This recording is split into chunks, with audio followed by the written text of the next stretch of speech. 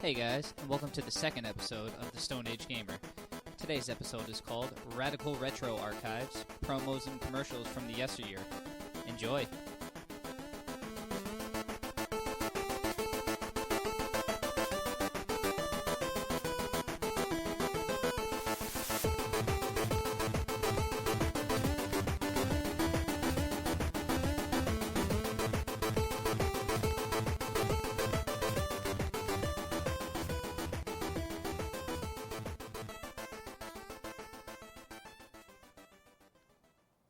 Oh, it's good to be back. Our second episode of the Stone Age Gamer is finally upon us. With me today is the digital deity, Chris Randazzo, and I have an extra added treat for you guys.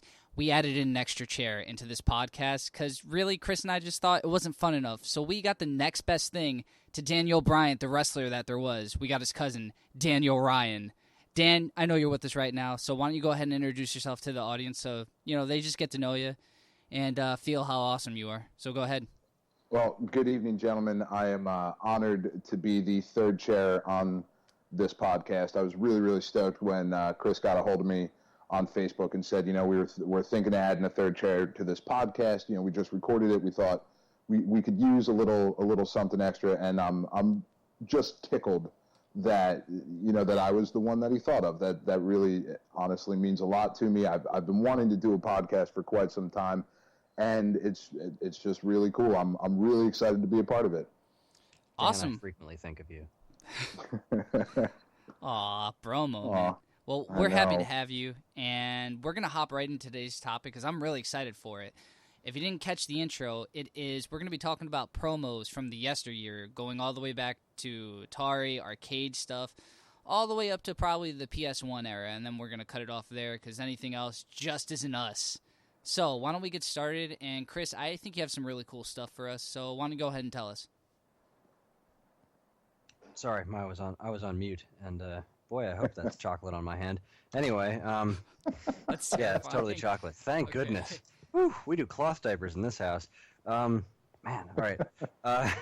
So, where I wanted to start was going back to my first game system, my Atari 2600 Junior. It came with one of these beautiful, beautiful Atari catalogs. It's just a little pamphlet-sized thing, but it's got a good. Is there a page count? It's a good 30 pages or so, and they're just these small little magazines, and it's just a breakdown of all the different games available for the console, and it's mostly first-party stuff in here. You won't find any real Activision or iMagic stuff in there, but it's full of all of the gorgeous little sidebar. There's a new print magazine out there called Retro Magazine, and it's only on its second issue, and it just focuses on all this great retro stuff. And in the second issue, one of the cover features was about preserving Atari art, like the actual paintings and stuff that were used for the cover art for Atari games, and how a lot of that stuff has been lost. And these catalogs are a great way of looking at some of that art in an unobscured format, because when you look at an Atari cart, the artwork is there, and then it's got words on top of it and things like that, and everything in this catalog is just straight scans of the original artwork. Especially, it gets broken down to a couple of different formats.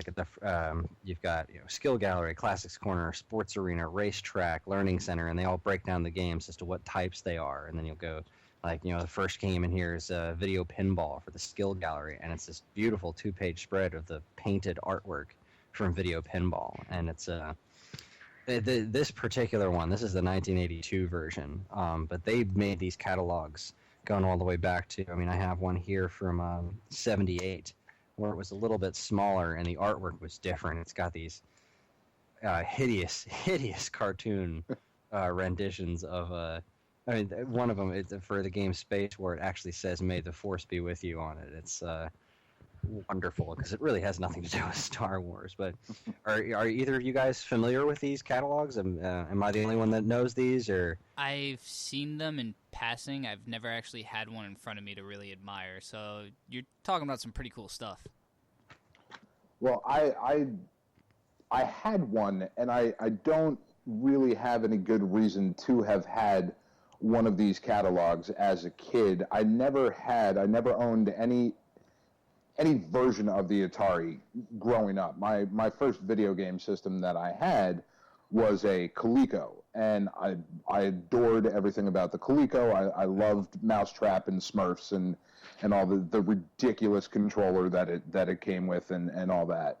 But for some reason, I had a couple of these Atari catalogs, and as a little kid, I didn't really understand that I couldn't get these games that looked just absolutely incredible. You know, like you said, Chris, I mean, that artwork that's on there is staggeringly beautiful. It's stunning to look at, considering the artwork that came later in the Nintendo era. There's, I mean, you know, not to beat a dead horse, but the Mega Man artwork that, you know, we had this stunningly beautiful Atari artwork, and then we get this just horrendous pile of garbage that is the Mega Man artwork, at least for the first couple of games anyway.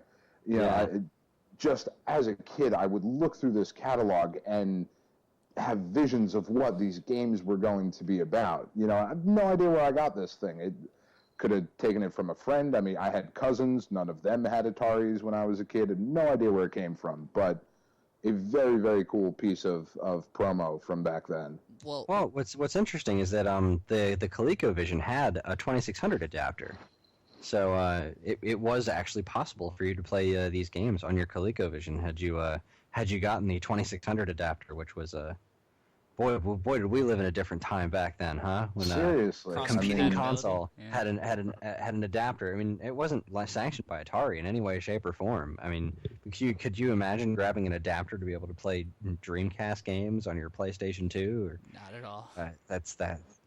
Oh, those were the days. But it's funny that you mentioned looking through that catalog and you know, imagining the games, because I used to do the same thing and just flip through the catalog page for page. But one of the things I noticed is as I went through and I kind of used it as a checklist for myself, like, oh, I got to get Defender, I've got to get Missile Command, I got to get Space War, and try to find those games in the store. Is I noticed the more games that I got, the screenshots that are in here are not actual screenshots, because you couldn't really take screenshots without actually snapping a photograph of a television set back then. So all these screenshots, which are actually similar to the back of the boxes of a lot of these Atari games, are drawn. They're just complete fabrications. Just somebody drew an approximation of what the game looks like. And like I'm looking at Circus Atari right now, and the sprites for the little stick figures jumping up and down in the air are gigantic, and they're at least half that size in the game, which is it's really, really funny to look at. You got to get your hands on one of these things and look through it, because they did doctor up the games to look slightly better than they do. You know, just golf still looks terrifying. Basketball is still garbage, and Video Olympics is still just a bunch of rectangles. But no, it's cool stuff, and that was probably the foremost and definitely the first piece of video game, I guess, propaganda that really sucked me in. Well, I wanted to ask you guys, since this was really the only way, like, when you walked into a store and bought a game, do you feel like these pictures and paintings tried to cater to the consumer so it would get them to catch their eye and maybe pick up a game?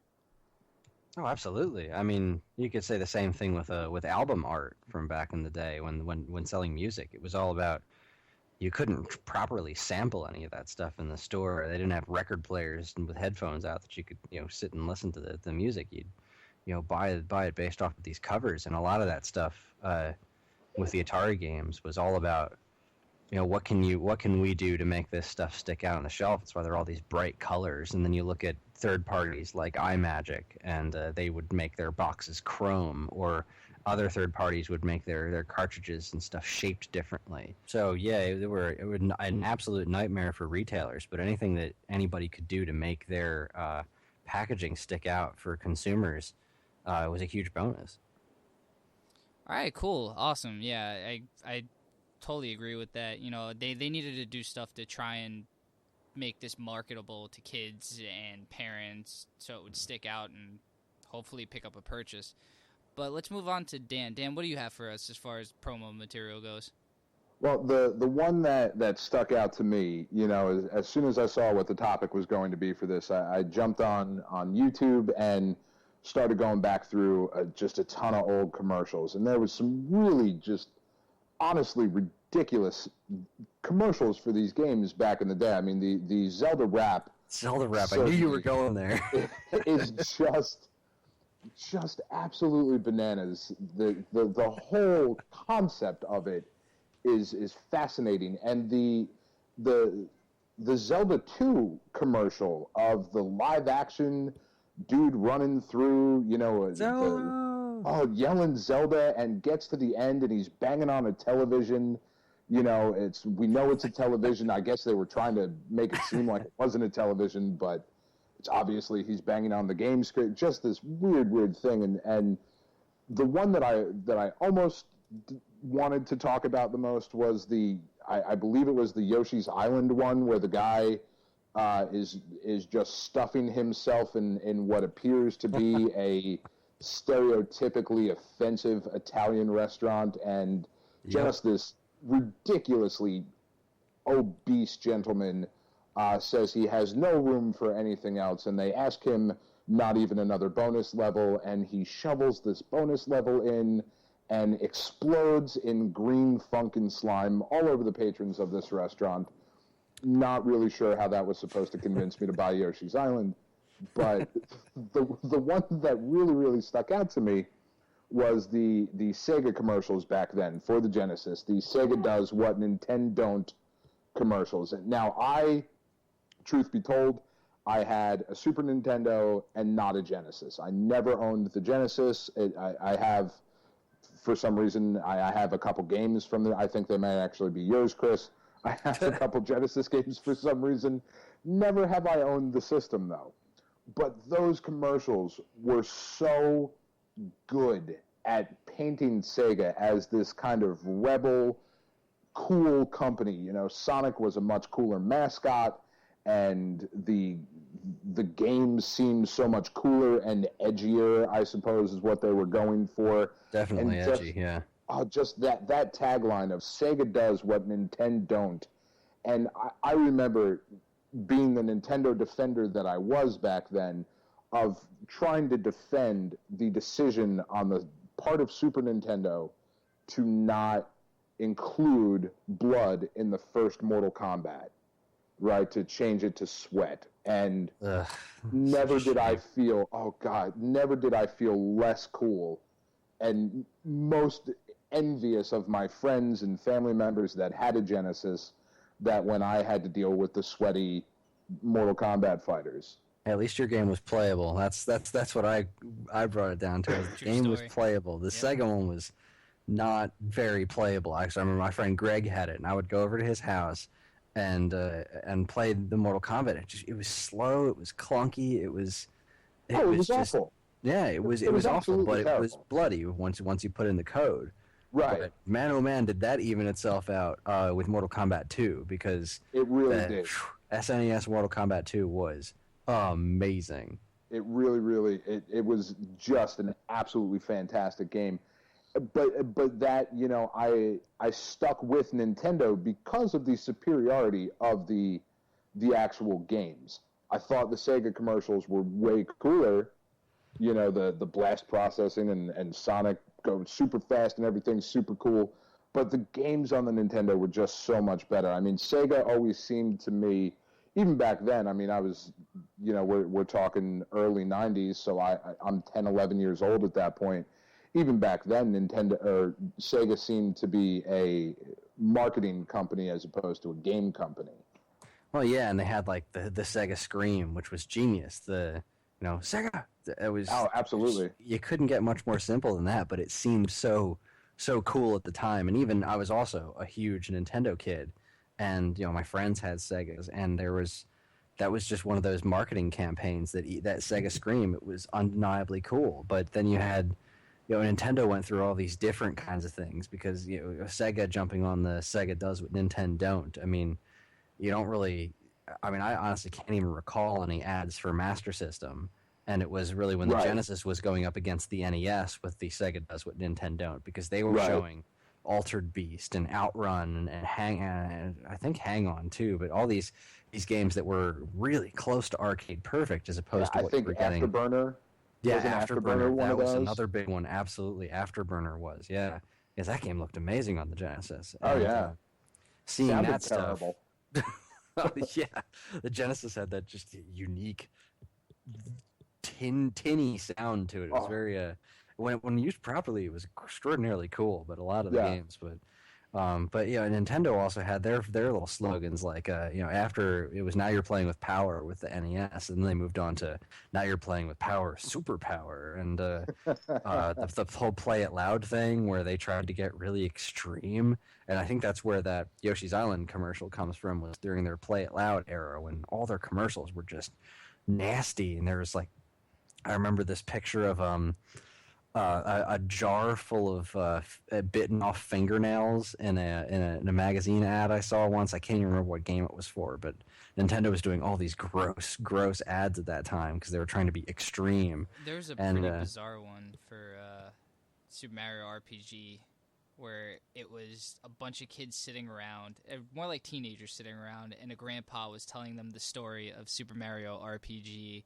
And all of a sudden, at the end, like, he starts, like, shaking and, like, coming off the chair, and his head's, like, going all motion blurry, and I was like, what the hell how is this even a commercial for Super Mario RPG? Something is wrong here. Well, I remember that one, too. That one was, I didn't really get that one. Those put over my head. Things, man.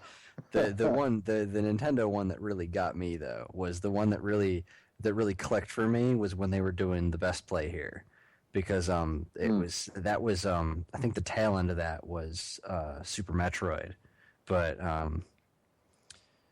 no, it was I think that was the Best Play Here, the Super Metroid ad where they had like I think it was a giant dog or something go into this room to experience Super Metroid and came out as a puppy or something like that because the game was just so brutally awesome that it couldn't help but melt your brain. But back time. Yeah, I mean, there was the Super Mario All-Stars ad, which was super cool, where like Mario's head was appearing on everything. What's 2 + 2? Mario. What's the capital of Ohio? Mario. And I loved that Best Play Here stuff because that just made me feel cool because like you were bringing up before about the Sega kids versus the Nintendo kids, and just being in the lunchroom and listening to the Genesis kids talk about like, oh, I got Landstalker or something like that, and everybody else at this table is talking about where are they in Final Fantasy 3, and Chrono Trigger, Donkey Kong Country, and all that jazz. Just incredibly awesome stuff. But yeah, where did we even come from on that one? Was the commercial, I think. Yeah, we were talking about commercials there for a minute or two. That's all good. We'll rein it back in. I guess it's on me now. Yeah, Dean, what have you got? Okay, so I was checking out a few things earlier, and one of my favorite promos is easily the Super Smash Bros. Original one for the N64, where you got all the mascots, classic. Yeah, just hopping in line, and I think it's Mario, who just turns around and straight up Rochambeau's, like, I think it's Donkey Kong squaring the nads, and I'm just like, oh, that's fantastic. I remember seeing it for the first time, and I was just blown away because they had the Beatles song playing in the background, and all of a sudden it just, like, the record halts, and they start beating the crap out of each other. It was fantastic, and that made me want that game so bad. I can't imagine a better way to market a game like that.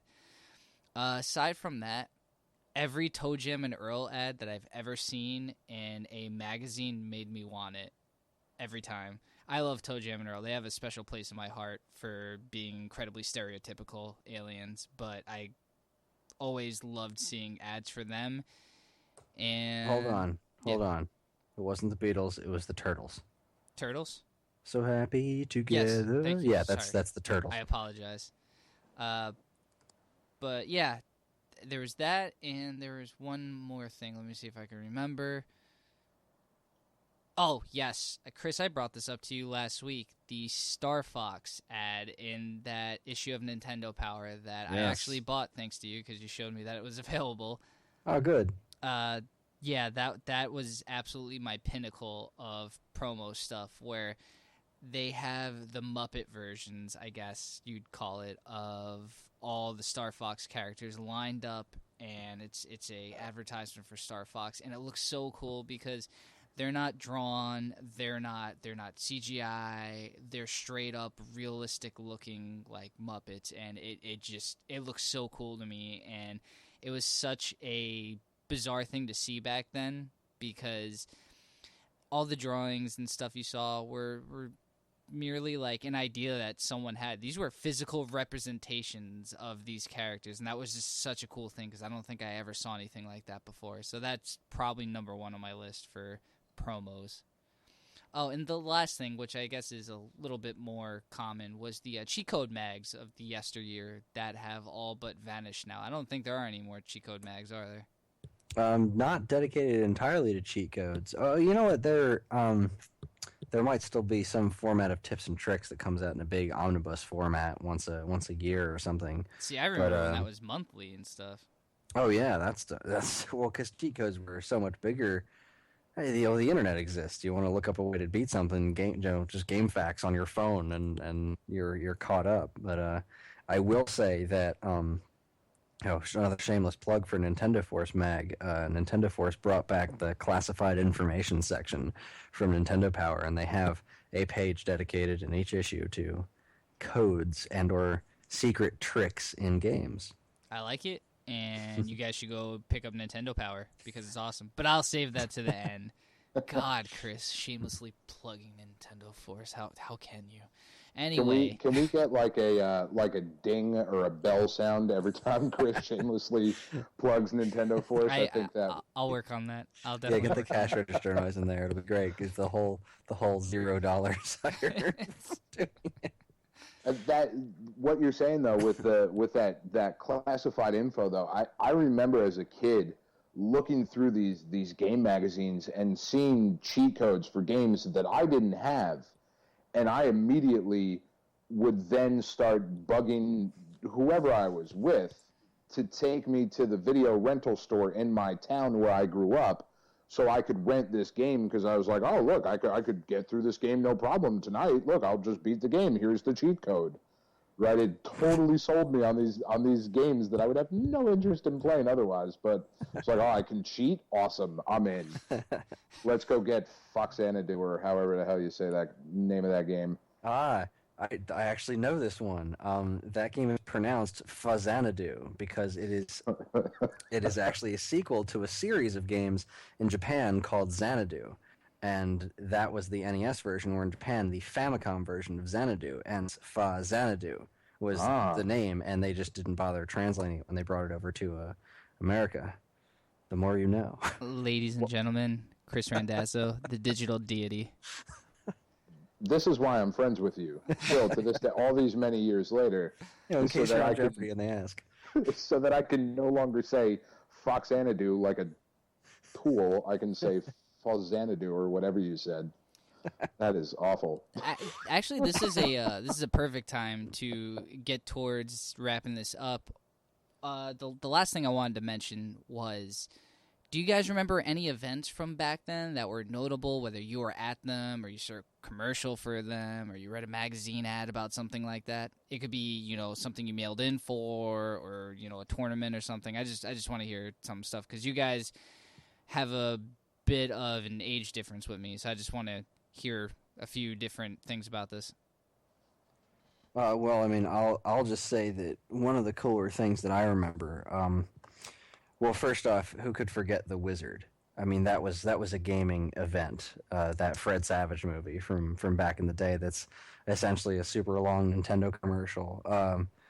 It's one of the top 5 greatest films ever made. I don't think without a there's any doubt. question. It's cinematically flawless. It's just an absolute delight from start to finish.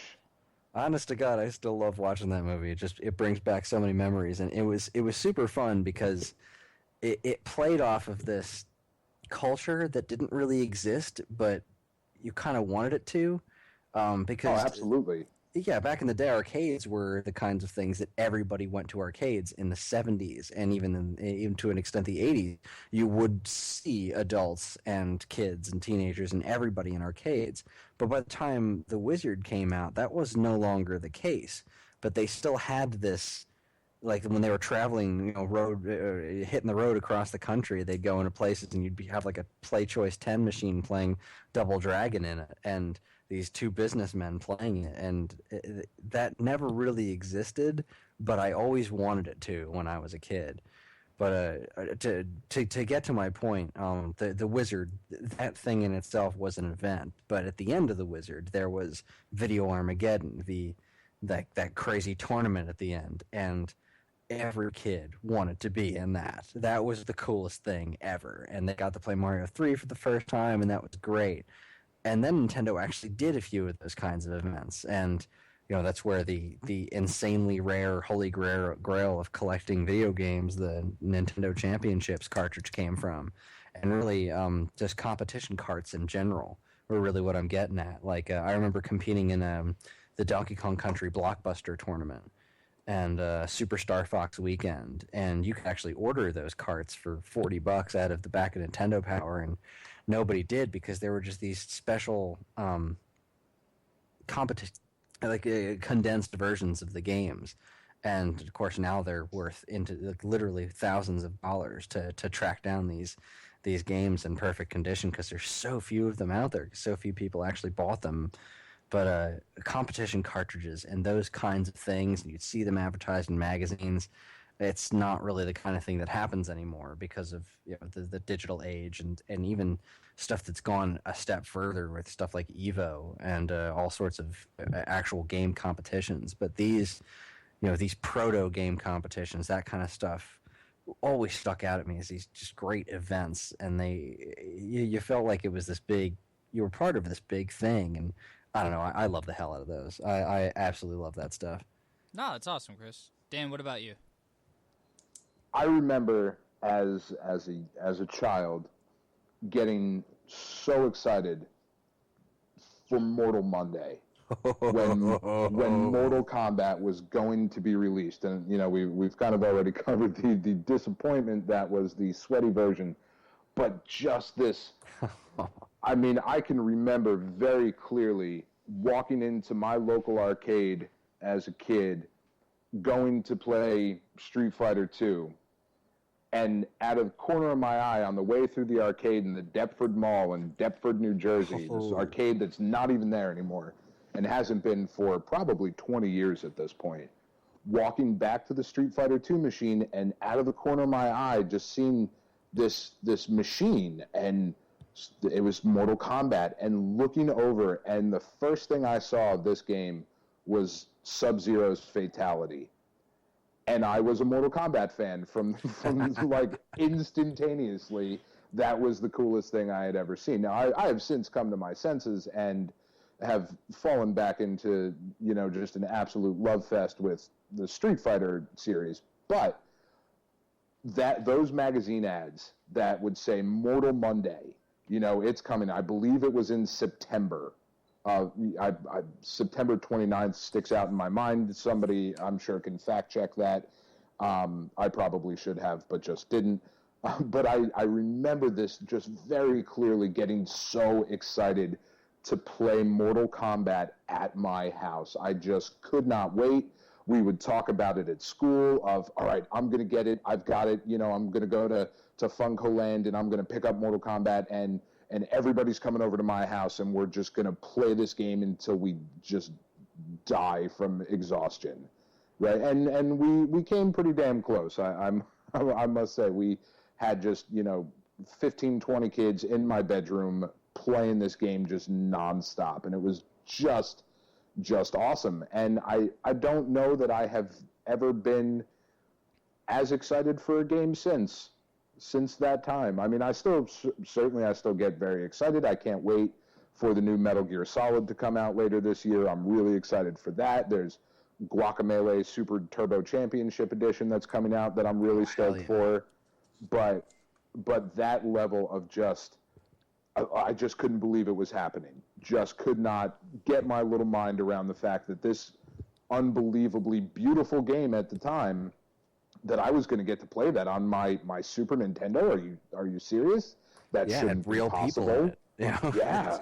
Real digitized people. I mean, it was a fever pitch. You're absolutely right. I mean, that was everybody was talking about it. Well, every kid was talking about it because it wasn't even just the way the game looked. It was everything about it. It was the sound was the thing that really got me. My first experience with Mortal Kombat in an arcade was I was on vacation with my family and Cherrystone Campground in Virginia. And I loved going to the arcade there because they had like a Neo Geo machine and a Tekken, or not Tekken was later, ignore me. But yes, there was a Neo Geo machine there. So you could play lots of World Heroes and... Oh, hell yeah, absolutely. World Heroes and King of the Monsters. And fabulous. I remember going in there and there was a crowd of kids in the corner. And I was like, what is that? And the first experience I had with Mortal Kombat was just, I couldn't even see it because there were so many kids crowded around it.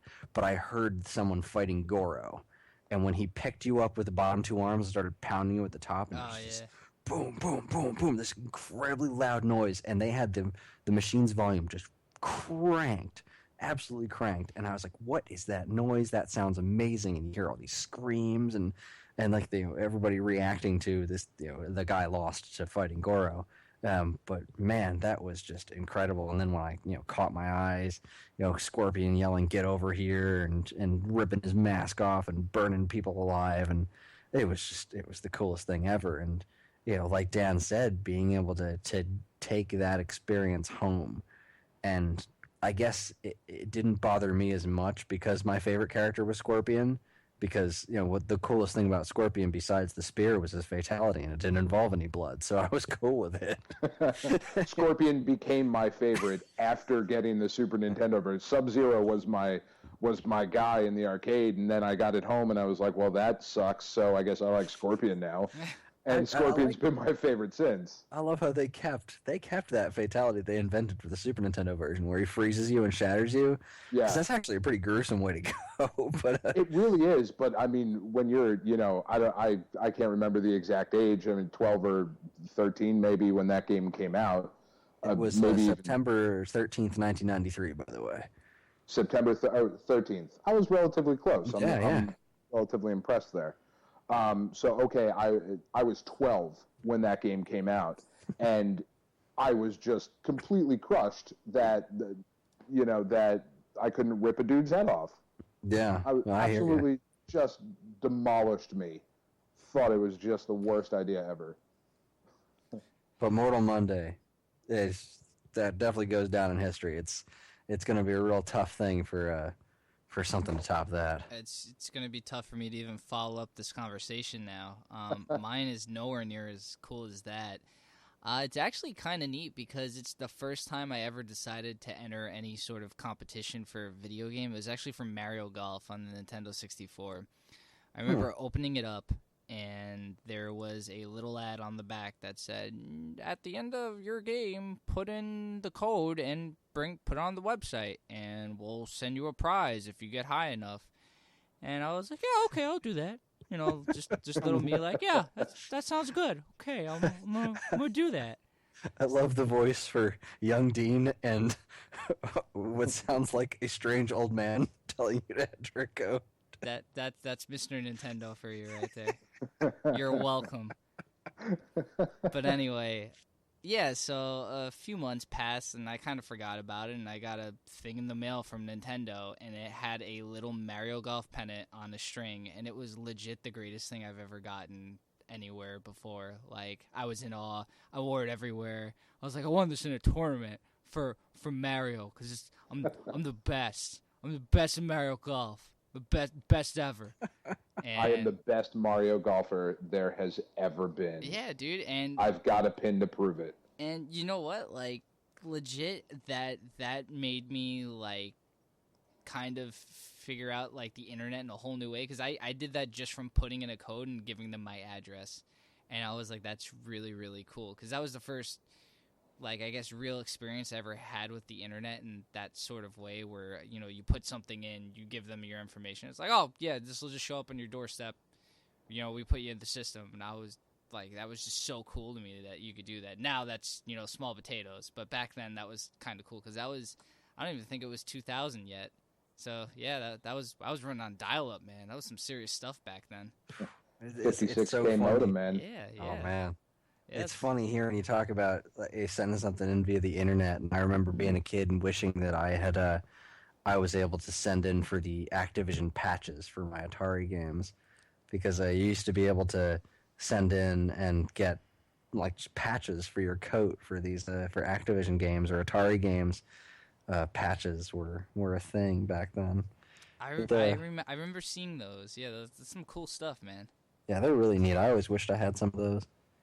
Well, I think we're almost hitting on a topic for a possible future show here. I believe just so. Of those things that would build that sort of brand loyalty in there. I mean, that is just a strong. I mean, that this little pin that to Nintendo, they probably sent out, not to crush the little kid version of you here, Dean, but there's a chance that they may have sent out thousands of those.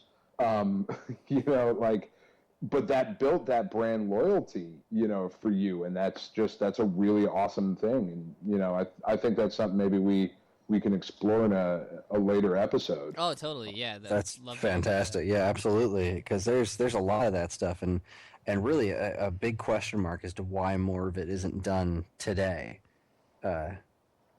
So yeah, let's shelf that and talk about that later. All right. So I think we're done for tonight. Unless do you guys have anything to add? Anything you want to leave off with? I'm sorry.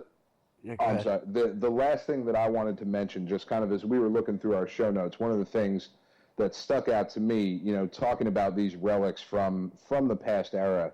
I mean, now with the consoles that we have, I mean, I am an unabashed PlayStation fanboy through and through, and love the fact that I can hop on my PS4 and download, just demos and trials, and same thing with the PS3, the time trials that you would get. Being a PlayStation Plus subscriber, you would get, a time trial to a game and you get to play for an hour. All that's awesome. But the thing that stuck out to me the most from back then were the demo discs that you would get, either from official PlayStation magazine or the official Xbox magazine. I think used to put out a demo disc as well, or that you would get from different places. And for me, the biggest one was the Tony Hawk demo for Tony Hawk's Pro Skater, the original on PlayStation that I got from Pizza Hut, which Pizza Hut is disgusting, and I never wanted to eat there until my cousin showed me, like, hey, I got this demo for this game at Pizza Hut, and I went to Pizza Hut specifically to get this demo, and I had to get some pan pizza nonsense. But then played this Tony Hawk demo, which was just the warehouse level from the first competition level from the first Tony Hawk's Pro Skater. There was one song in it. It was Jerry Was a Race Car Driver from Primus, and I played that game for hours and hours and hours, just that level over and over again. And there was just, I don't know, the demo disc was such a cool thing back then, because you would get 5 or 6 different demos on a disc and you could check all these games out. And now it's so easy to have access to that. As there was a challenge back then of getting yourself this exposure to these games, and it was just a really cool thing to kind of get, for getting a terrible pizza. They made you feel better for all the dysentery they were about to give you. How about that Final Fantasy VII demo? Oh, the first time that you summon Leviathan or Bahamut, just unbelievable. I mean, blown away. And that game there is the reason that I had a PlayStation and not a Nintendo 64. I never bought the N64 because it didn't have Final Fantasy VII, and if it didn't have that, I was completely uninterested based on that demo alone. Nuts. Yeah. Yeah, so Chris, is there anything you want to leave off with? Well, I mean, there's other pamphlets and stuff that I could spend eons talking about, and I mean, just to go over real quick, and I'll probably go into more detail when it comes to the brand loyalty episode, but I have this great pamphlet, Nintendo pamphlet from the brief period of time when they were simultaneously marketing the NES, Super NES, and Game Boy. It was when they redid the top loader NES, and it's this just amazing pamphlet with all this great character art, including one of those puppet Star Fox characters in like Super Mario Kart and Super Mario Land 2, and you fold it open and it's got like all these pictures of Super Nintendo games and Game Boy games and NES games, and it's just marvelous. But if there's one relic, and it is an absolute relic from days gone by, that would be the Nintendo promotional VHS tapes. If you were subscribed to Nintendo Power, they would send you in the mail these VHS tapes of upcoming games. Because demos were you could go to a store and technically play a demo from time to time, but there were no discs back then, so it was all cartridges, and this is the closest thing you're going to get to demos. And my goodness, specifically thinking of the Donkey Kong Country one, which was just, I wore that tape out. I watched that a million times because that was the coolest thing in the world. Just absolutely mind-blowing seeing Donkey Kong Country for the first time and hearing it for the first time, or the Nintendo 64 video where you saw an analog stick and Mario 64 and Star Wars Shadows of the Empire running for the first time, and even a couple of one or two games at the end that never released on the N64. Like there's a brief video shot of Kirby's Air Ride, which eventually turned into a GameCube game at the end of it. But and they did one for Star Fox with the Rumble Pack, and the Star Fox one was so weird because it had like a Sony and a Sega representative sneaking into Nintendo headquarters and then like being scared because of Star Fox, and it was just such a strange video. But those videos are so awesome. Any of that stuff, and I'm sure other companies made them too, and I just didn't really know about them because I was so exclusively Nintendo and Atari back in the day. I was so anti-Sega and even anti-PlayStation for the longest time, until Castlevania Symphony of the Night, as a matter of fact, was when I decided I needed a PlayStation. But those VHS tapes, and I still have them, they're such an interesting piece of history because you would never get something like that. That would be like Nintendo mailing a physical copy of a Nintendo Direct to everybody now, but now the internet exists and they just stream that stuff. But back then, that was just so cool. It was so cool. Ah, totally, man. All right, so I think that wraps it up for us tonight. Few things to leave off with. Check out our website, www.geeklife.com. That's www.g33klife.com. Check us out on Facebook. Remember to like, follow, and subscribe to us on all of our social media stuff, Twitter, Facebook. Subscribe to us on iTunes so you can get this automatically, and you don't even have to hit any buttons at that point. You just start up iTunes. It's like, bam, we're on your iPod. That's what we do. We just show up places where we start the party, man. We don't wreck it. We start it. So, yeah, remember to do that so you get all of our updates and everything. Remember to check out Nintendo Force because Chris does write in that periodical. Is that right? Magazine from time to time. It is an actual print magazine. NintendoForce.com. You can pick up the current issue is issue 8, the Mario Kart 8 issue, and I talk about the road to Mario Kart 8, several other interesting things, including my first column, Peripheral Vision, where I talk about the Power Pad. And also, remember to write us some mail. We do appreciate it. We like hearing from you guys. We got some good feedback last time. We'll be doing a mailbag, too, very, very soon. We'll probably put that up on YouTube or something, just because we don't really need to make another podcast out of that. So, yeah, check our YouTube. It'll be fun. We'll draw pictures and stuff to go with all of our talking. It'll be great. You can that sounds awesome. I'm excited. Yeah, you should be excited.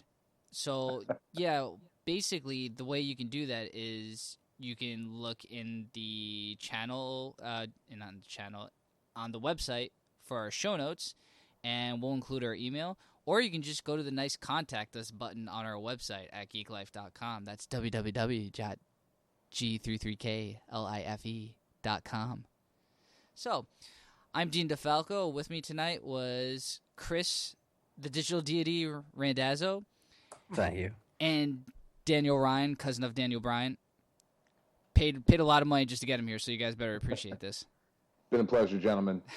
All right. Worth every penny. And check back with us next time on the Stone Age Gamer. Have a good night, guys. Later. Later.